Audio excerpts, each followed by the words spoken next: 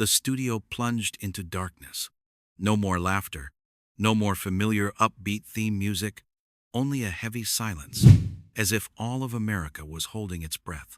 Suddenly, the large screen behind the desk flared to life, displaying a blazing red text. Comey indicted. The 25th of September 2025, a rapid montage of images flashed. A federal courthouse in Virginia, continuous news tickers, James Comey's cold expression, intercut with old footage from 2020, when he swore an oath before Congress and denied any involvement in leaking the memos. The constant flash of cameras sounded like the gavels of justice striking down. A declassified document was magnified, with a red underlined sentence standing out, directed his chief counsel to share details. 2016. The testimony and the truth clashed, in stark opposition. A voiceover began, slow and chilling. On the 25th of September 2025, a federal grand jury in Virginia indicted former FBI Director James Comey. 2 counts: perjury before Congress, obstruction of a congressional hearing. A shockwave that rocked Washington. The screen changed again. Donald Trump emerged from a rally, hands raised, a wide smile on his face, with a chyron running below. Trump praises indictment. This is justice. Immediately after, a shot of Elizabeth Warren slamming her hand on a podium, her face furious. This is the weaponization of the Department of Justice. Then, the screen cut to Comey's video, his intense gaze fixed on the lens. I am innocent. The entire studio fell silent. Then the stage lights snapped on. Jimmy Fallon sat behind his desk, his familiar smile gone. He looked directly into the camera, his hands clasped tightly in front of him. "Ladies and gentlemen," Fallon said, his voice unusually deep, "tonight we're not just talking about a legal case. We're talking about a slice of history where truth, power, and justice are caught in an inescapable vortex." He paused, then offered a slight, bittersweet smile. "And to dissect, analyze, and challenge what's happening, I've invited one of the most outspoken and explosive figures in the U.S. Congress. Please welcome Alexandria Ocasio-Cortez." The audience erupted. Applause, cheers, and a few sharp whistles mixed together, creating a chaotic wave of sound. The screen prepared to split, ready to welcome a guest who was both a politician and the epicenter of controversy. This special edition of The Tonight Show had officially begun. The light in the studio gradually spread, no longer pitch black like the opening, but not as vibrant as usual. A cold, blue-white tone washed over the space, making the audience feel as though they weren't at an entertainment show, but in a public hearing. The studio was packed. Hundreds of faces were turned toward the stage, the air so thick you could slice it. Some sat upright, arms crossed, their expressions filled with skepticism. Others leaned forward, anticipating what felt like an informational bombshell. On the large screen behind the host's desk, James Comey's image reappeared, a black and white photo with dramatic top lighting, highlighting his stern features. Beside it, giant letters scrolled across: perjury, obstruction of Congress, 2025. Each word struck like a hammer blow, echoing in the minds of the audience. Jimmy Fallon sat at the center, dressed in a simple dark suit, his tie neatly knotted, his face more tense than ever. He wasn't smiling, wasn't joking. He knew the audience hadn't come for laughs, but to witness a confrontation. And tonight, he wasn't just a host. He was the moderator of a strange trial where justice and media collided.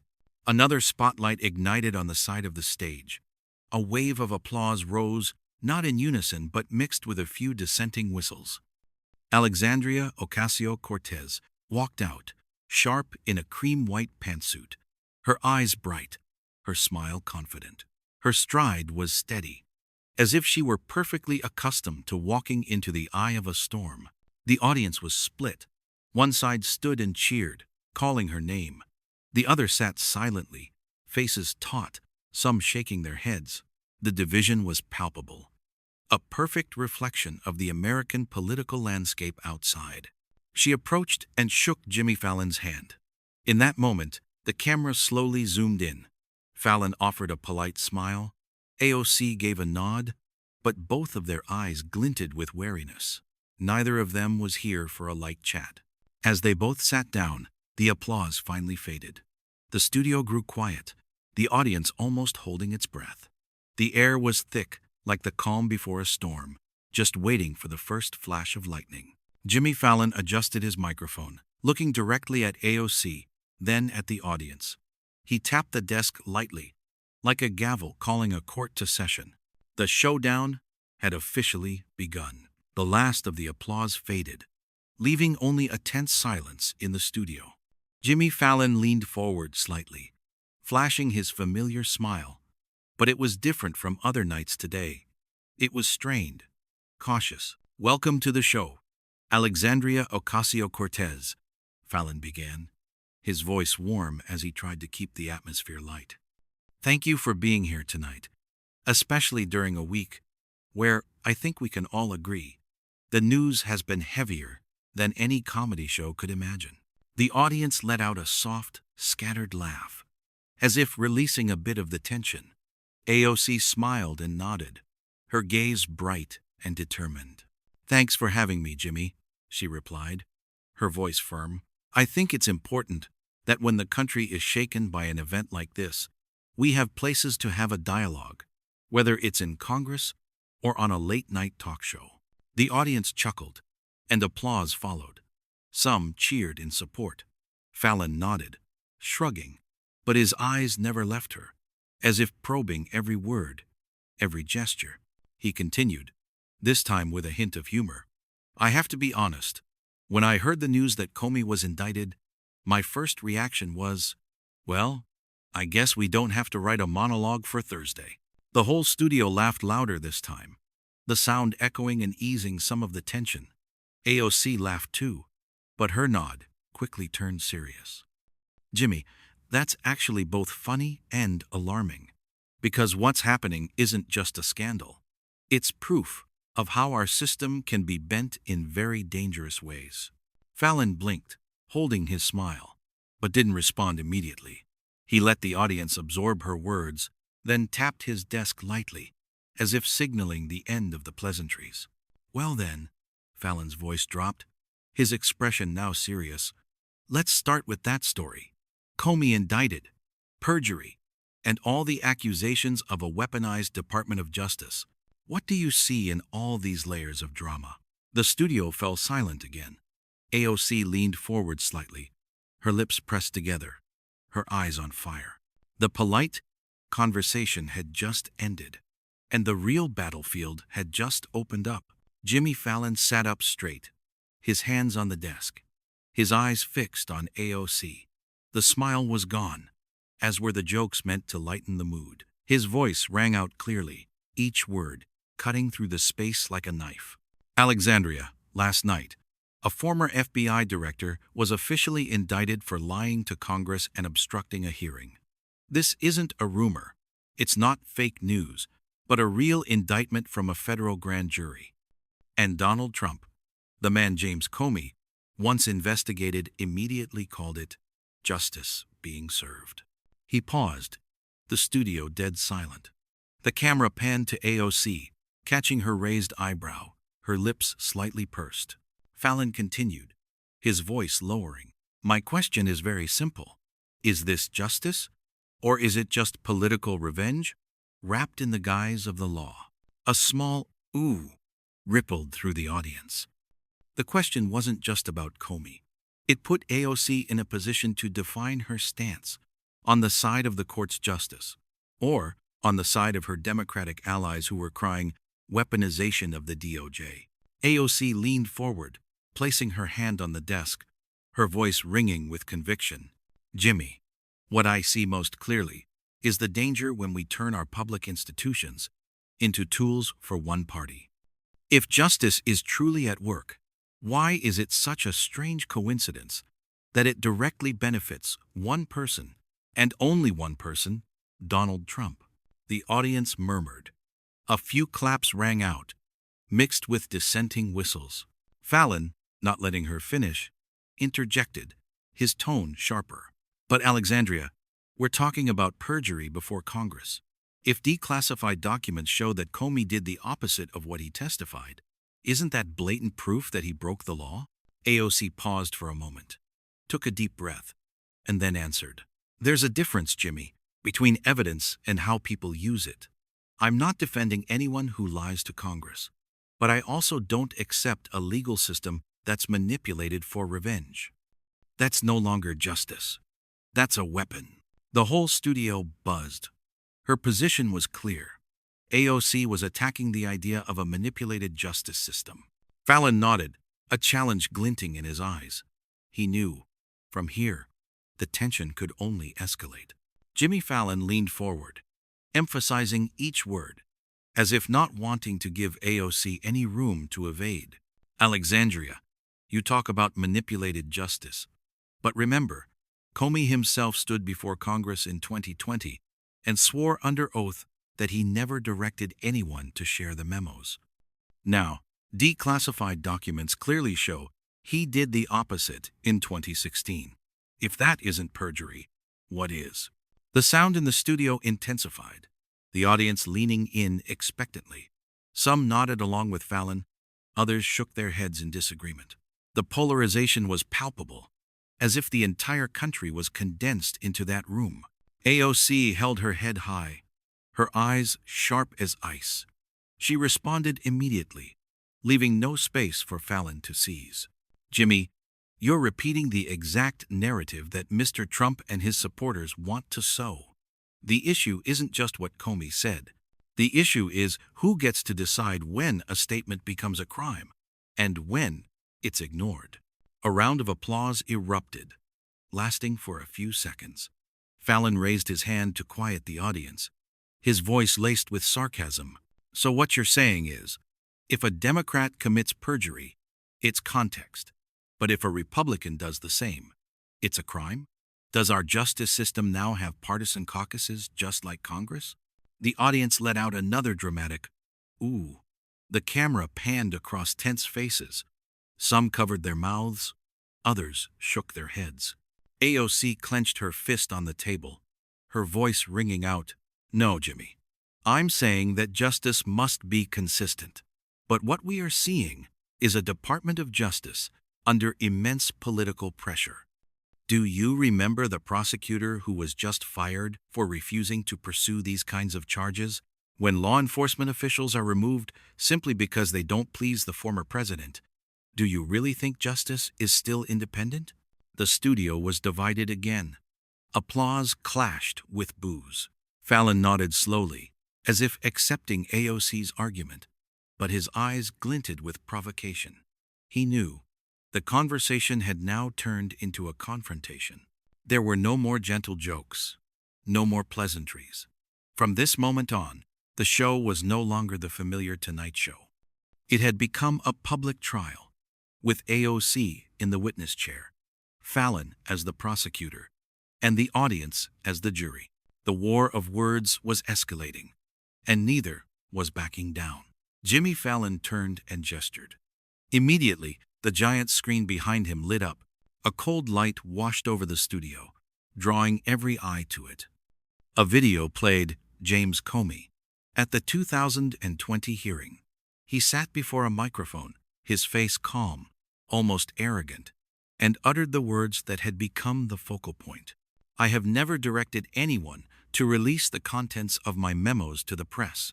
Fallon turned back, his eyes seeming to pierce right through AOC. But before the audience could react, the screen changed again. This time, it was a declassified document. A confidential stamp crossed out every line now clearly visible. In it, a note from 2016. Director Comey instructed Chief Counsel to share details with media contact. The entire studio gasped, a chaotic sound, as if a bomb had just detonated. Some people clapped and cheered, others sat stunned, shaking their heads. Fallon turned back to AOC, his voice ringing out like a judge's gavel. You see that, Alexandria? On one hand, an oath before Congress in 2020. On the other, a declassified document from 2016. One of them has to be a lie. And lying to Congress, as you know, is no small matter. So I ask you, what is there to obfuscate? What is there to call weaponization? Or is it simply a false oath? The camera zoomed in on AOC. She sat straight, her hands clasped, her gaze unwavering. But the audience could feel it. This was a direct hit. AOC took a breath, then responded, her voice resounding, without a hint of hesitation. Jimmy, I don't deny the contradiction, but I will say this. This does not prove that justice is being served. It proves that our system has become selective about which contradictions to punish and which to ignore. Do you think all officials who have ever testified have always spoken with perfect accuracy? Or are only certain people chosen to be scapegoats? Half the studio erupted in thunderous applause, cheering her on. The other half booed in protest, the noise rising like a wave. The studio atmosphere was on the verge of exploding. Fallon remained silent, nodding slightly, but his eyes were cold as steel. He knew AOC had just countered, not by dodging, but by turning the blade back on the system itself. Both had now stepped into the heart of the storm, and ahead there was no turning back. The noise in the studio was still echoing, but Jimmy Fallon didn't wait for it to subside. He leaned forward, his voice dropping low, each word emphasized like a dagger aimed straight at AOC.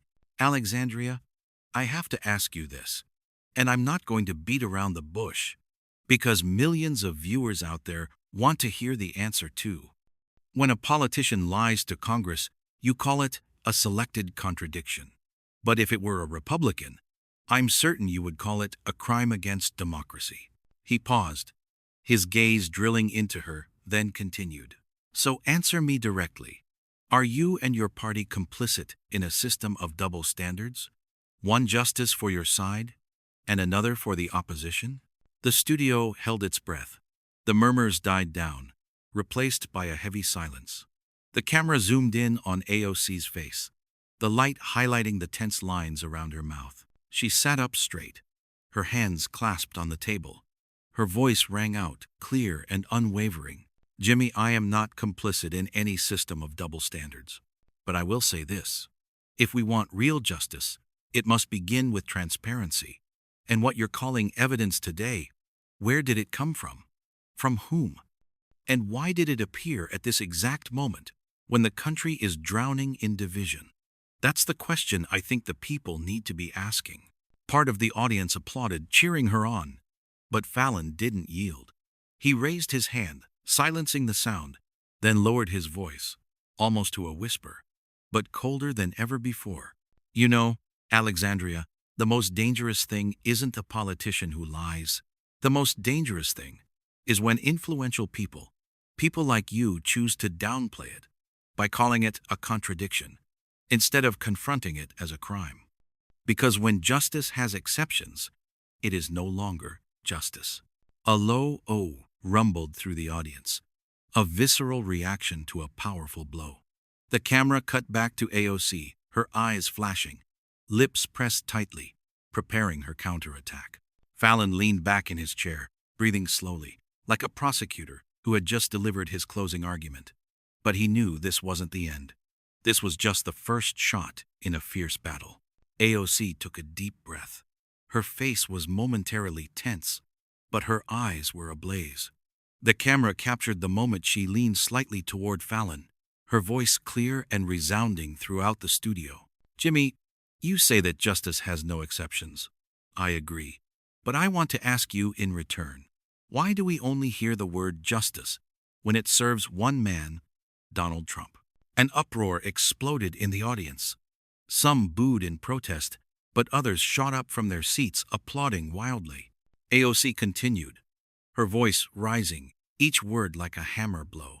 Over the last 4 years, how many times did Mr. Trump and his allies repeat blatant lies about the election, about the results, about political opponents?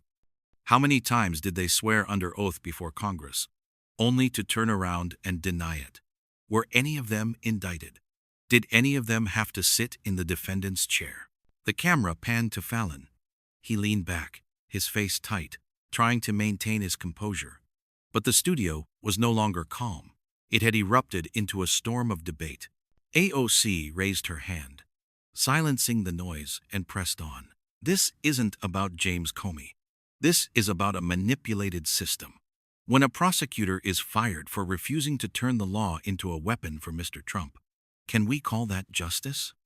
When an indictment appears at the exact moment Trump needs a political win, can we pretend that it's objective? A thunderous, sustained applause followed. The camera captured faces in the audience, some nodding in agreement, others gritting their teeth in anger. The polarization was on full, vivid display. Fallon sat quietly, letting AOC finish. She turned toward the audience, her voice full of emotion. Justice cannot only be invoked when it serves a former president trying to revive his political career. If we truly want to protect our democracy, we must confront both sides. But what I see here, Jimmy, is justice being turned into a weapon, and this country is being dragged into a dangerous spiral like never before. The studio exploded. Half the audience stood and cheered, the other half booed and whistled. The cameras panned continuously, capturing a scene that looked like a battle line drawn right through the audience. Jimmy Fallon sat silently, a tense glint in his eyes. He understood clearly. AOC had just flipped the script, and from this moment on, no one was playing the role of host or guest anymore. This was a raw political showdown in front of millions of viewers. Jimmy Fallon leaned forward, his hand lightly tapping the wooden desk, creating a sharp, cold sound. His signature smile had completely vanished, replaced by a gaze locked onto AOC, as if he had just decided to cast off his entertainer's mask. "Alexandria," Fallon began, his voice slow but heavy. "You talk about Trump manipulating justice, but let's be honest with me. And with the millions of viewers watching out there, hasn't your Democratic Party done the exact same thing? Look back at 2016, when the entire apparatus focused on burying an opponent with investigations that dragged on for years. When the FBI leaked information. When the press celebrated every little piece to build a massive narrative. If that wasn't weaponizing justice, then what was it? The studio erupted, cheers, whistles, and applause clashing to create chaos. The camera panned quickly across the audience. Half were applauding thunderously, the other half shaking their heads in anger. Fallon continued, his voice growing sharper. You can't just stand here and say the other side is dirty while your side is clean. Because the truth is, you're all covered in mud. And the audience, the American people, they don't believe any of you anymore. He pointed a finger directly at AOC, the stage light casting a long shadow across the desk. So answer me now, Alexandria Ocasio-Cortez. Do you dare to admit that your own party, the very system you're defending, has also used justice as a political weapon no less than Trump? The air grew thick. The entire studio seemed to be waiting, as if in a courtroom where only the sound of heartbeats could be heard. The camera focused squarely on AOC, her face tense, but her eyes unwavering. She took a breath, then shot back, her voice echoing like a bell. Jimmy, I didn't come here to whitewash anyone. I know this system is stained, and both sides have made mistakes, but I will not accept turning one mistake into an excuse to justify the next. If you want the truth, here it is. We are in a revenge spiral, where each side is just waiting for a chance to drive the knife in deeper. And that spiral will kill our democracy before any justice has a chance to rise. The applause exploded. Some in the audience leaped to their feet shouting in support, but at the same time, whistles of protest cut through the air like daggers.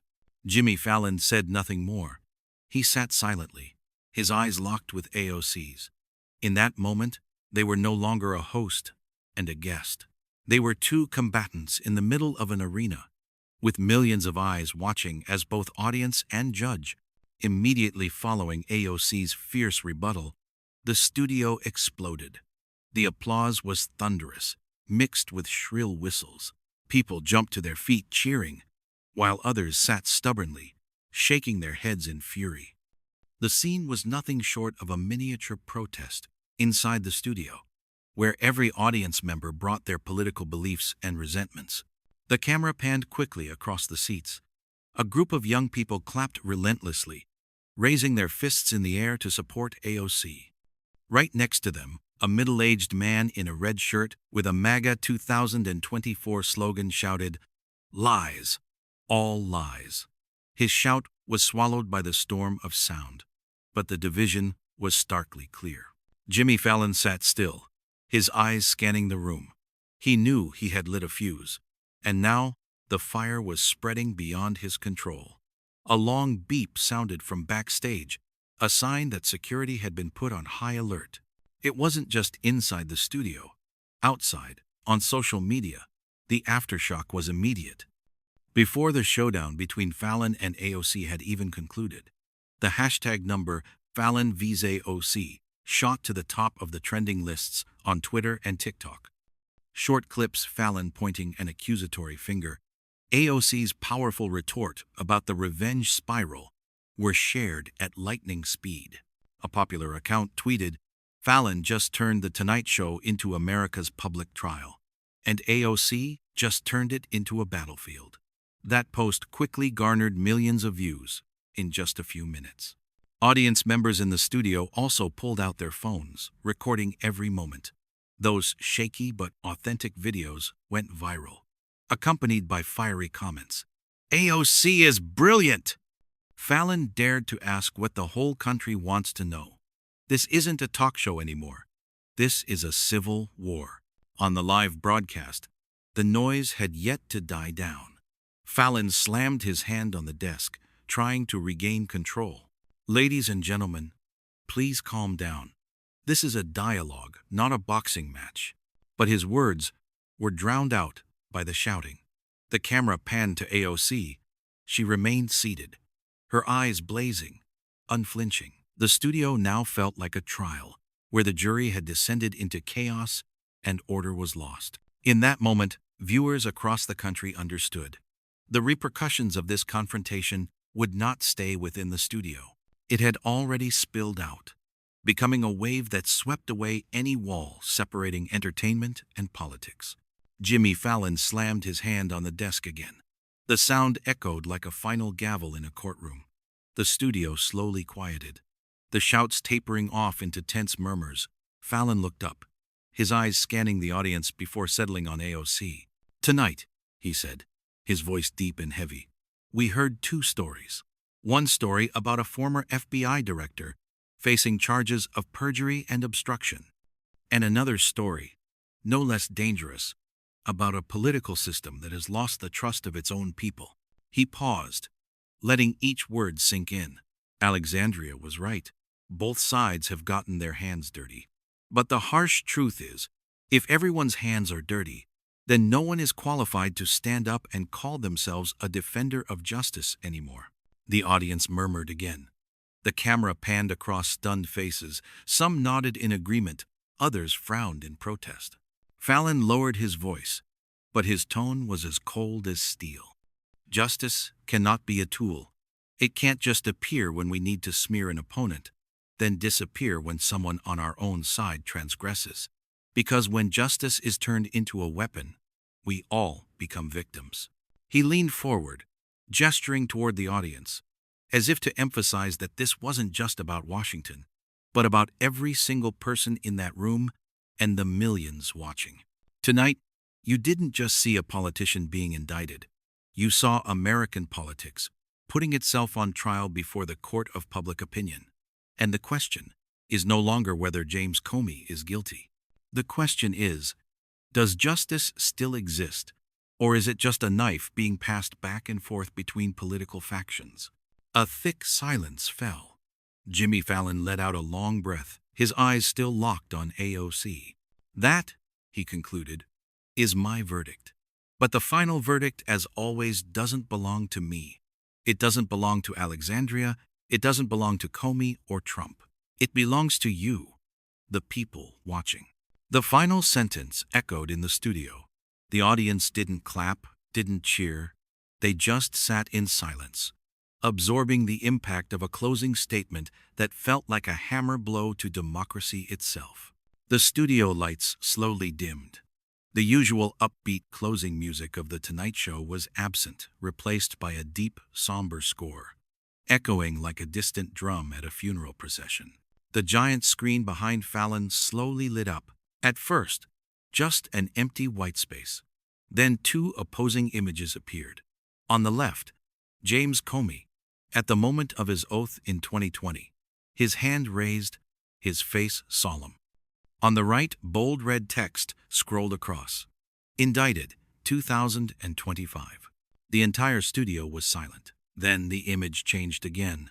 Trump's face flashed on screen, a wide grin, with the text below, "Justice served." It was followed by Elizabeth Warren, her eyes blazing with the text, "Weaponized DOJ." The two images rotated, clashing on the screen like opposing magnetic poles, never touching, but unable to break away. The camera panned down to Jimmy Fallon. He sat quietly, his hands on the desk, only a faint sliver of light illuminating his face. He said nothing more. His smile was completely gone. All that remained was his heavy gaze, as if he too understood. Tonight, he had opened a door that would be difficult to close. AOC was still there, sitting upright, her eyes bright. She didn't leave, nor did she bow her head. Her presence, powerful, defiant, became a counterpoint to Fallon's silence. In that moment, the studio was no longer a place of entertainment. It had become a political stage, a courtroom, a mirror reflecting the division of an entire nation. The music swelled, more urgent, like a heartbeat quickening before a storm. The show closed with a single image, the scales of justice, but instead of being balanced, they were tilted heavily to one side. On one plate was the U.S. Constitution, on the other a television microphone. The two were not in balance, and the lights went out. Against a black screen, the Tonight Show logo appeared, but this time it was cracked, as if it had been caught in the middle of an earthquake. Viewers at home stared at the empty screen, but the echo remained. Tonight, they hadn't just watched a talk show. They had witnessed a chapter in a living political novel, where the lines between justice, power, and media had been irrevocably blurred. Before the studio lights had even cooled, the world outside exploded. Less than 10 minutes after the show ended, the hashtag number FallonVizeOC skyrocketed to the #own global trend on Twitter. Short clips recorded by audience members on their phones the moment Jimmy Fallon slammed his hand on the desk. The instant AOC shot back about the revenge spiral went viral at lightning speed. On TikTok, numerous remixes appeared, setting the applause and cheers to AOC's line, "Justice cannot be a weapon." Within a few hours, that video had tens of millions of views. News outlets immediately jumped in. CNN opened with a breaking news segment titled, "The Tonight Show, or the Trial of Justice." Fallon and AOC explode in Comey debate. Fox News countered, AOC fights back against Fallon, continues to defend Democrats despite scandal. MSNBC called it the defining television moment of 2025. On YouTube, the full episode was uploaded to The Tonight Show's official channel. After just 24 hours, it surpassed 30 million views, a rare feat for a late-night talk show. The comment section was flooded with debate. Fallon spoke for millions of Americans. AOC is so brave. She dared to speak the truth no one wants to hear. This isn't a talk show anymore. This is a political battlefield. On Reddit, thousands of posts analyzed every detail. The look in Fallon's eyes as he made his accusation, the way AOC took a deep breath before her rebuttal, even the image of the unbalanced scales of justice in the closing scene. One commenter wrote, "Last night, we watched a talk show become television history. In Congress, Trump's Republican allies seized the opportunity. They praised the Comey indictment as a victory for truth and criticized AOC for using sophistry to defend a liar. On the other side, Democratic leaders defended AOC, calling her a courageous voice against the manipulation of justice. Even James Comey appeared in a short video on social media. He didn't mention Fallon or AOC, but stated, "I stand by my words. I am innocent." This video only fanned the flames of the debate. A late-night talk show, a legal scandal, a young politician who dared to step into the storm. And America, the next morning, woke up to an unprecedented war of words. And don't forget to like, share, and subscribe to the Hot Topic Talk channel. This is where you'll witness the most fiery talk shows, the most uncompromising showdowns, and perspectives you've never seen before. Each episode isn't just television. It's a piece of political history unfolding before your very eyes.